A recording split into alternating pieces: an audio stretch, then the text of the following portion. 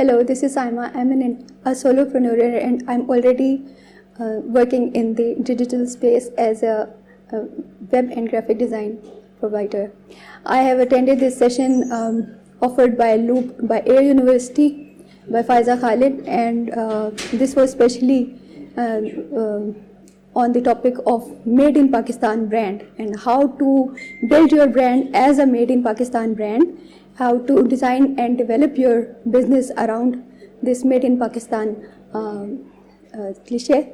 And it has been a very overwhelming session in which we have covered a lot of details regarding product hunt, product research, product design, manufacturing, and how to reach out to your customers.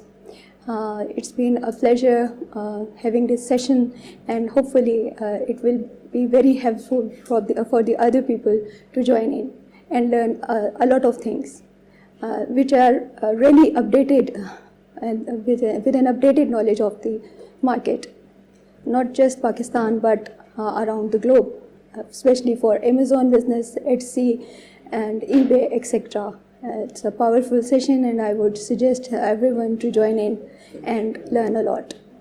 Thank you.